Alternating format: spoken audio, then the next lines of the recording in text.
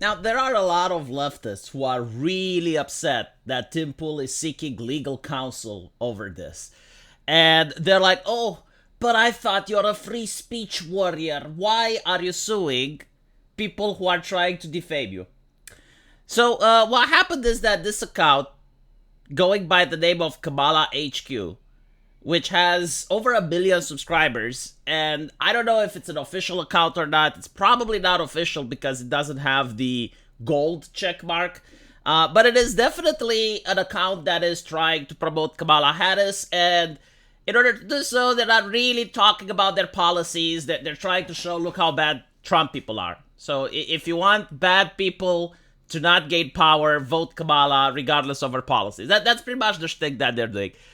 And they're going from content creator to content creator, taking a couple of sound bites, and then editorializing with the purpose of fear-mongering. So in this situation, they took a couple of clips from Tim Pool saying that he is a Trump operative, which is promoting Project 2025, and he wants Trump to have total unchecked legal power so they can jail and execute those who don't support Trump if he wins.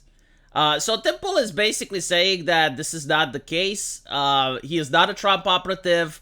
At no point in the video does he promote Project 2025.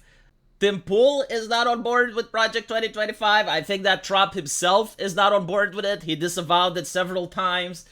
But that's not stopping people like Kamala HQ from trying to fearmonger and associate this project to Republicans and to Trump himself. And even more than this, at no point does he say that Trump should get unchecked legal power. Instead, what he is saying is that due to the fact that Trump has been investigated several times, he would wish that certain Democrats would also go through the legal system and be investigated. He's not saying that he wants to jail and execute those who don't support Trump. No, he is saying that the people that have done bad things should also go through the legal system. This is what he is actually saying, even in the soundbite of this video. And he is not talking about people getting executed. This is one of the guests, which is basically saying that, well, if they're found for treason, then they should be punished, right? But it's not Tim Pool saying this. It's one of his guests. And it's obviously that they're not saying Trump should be able to do this.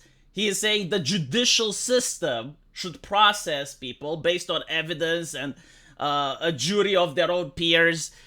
So you may think that it's bombastic, which I agree. However, the editorial here has a lot of mistakes, which is why Tim Pool is basically seeking for legal counsel, because depending on the state he is in, I do think that there may actually be a case to be had. So normally, everyone would be like, well, let's see what happens, right? Like, this is one of the sayings that I keep hearing. It's like when it's about the justice system, like, let's see what happens. But apparently now the take is a little bit different. The take now is that during the Aquila Obviously versus Sargon case, didn't Tim Pool say that anybody could re-upload as much of his show as they wanted, even in a non-transformative manner because of free speech? So the left is making this about DMCA and free speech, and I genuinely don't understand why. I am very bewildered by Dev's take. Like, honestly, you know, I did interact a lot with Dev, and I thought that none of his takes can surprise me anymore. Congratulations, Dev. Yet again, you have managed to succeed. I don't know why you do this. I think it's because you like being contrarian. I think it's the engagement. I genuinely think so. I think you want people to respond to you so that you get engagement, which is fine. You know, it's a good tactic. You managed to get me to engage.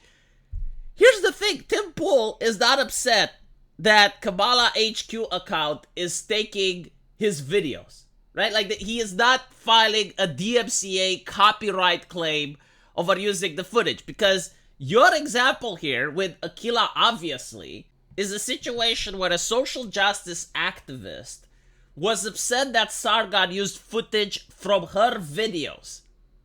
It wasn't what Sargon was trying to say that upset her. It wasn't the commentary. It wasn't the editorial around it. It was simply the fact that she believed there is no fair use for Sargon to use the footage that she has made. Period. That was the case. Why are you bringing this up? This has nothing to do with Tim Pool. Tim Pool is not saying that Kamala HQ shouldn't have used the footage from his video. He is upset over the fact that he is being lied about. He is upset that an account with 1.1 million followers is creating the image that he is an unhinged person. So when people are pointing this out to Dev, instead of him saying, yeah, well, I guess, well, that's all right, it's not about copyright, this is not about free speech. Because even free speech absolutists, even like the most extreme examples of people that are free speech, who believe that the bridge incident with PewDiePie, that should be allowed, there's nothing wrong with that, right? Like, even the people that are like maximum level of free speech, even they will say, yeah, like scamming shouldn't exist, even though it's something you do with words. Blackmailing shouldn't exist, even if it's something you do with words. Defamation is another example, right? Like even the absolutists of free speech, even they believe that if, for example, Justin Trudeau were to call you a pedophile or something, you should have the ability to legally defend yourself against such baseless accusations. You should be able to say, well, hold on a little bit, like my business is now suffering, people actually believe what Justin Trudeau said, I'm actually losing subscribers, I'm losing sponsorships, people don't want to collab with me anymore, no one wants to do interviews with me, it's affecting my business, I should be able to sue in court. Right? Like no one was looking at what Johnny Depp did and say, wow, Johnny, why are you doing this? Well, I mean, why are you so upset, Johnny? Why are you so riled up?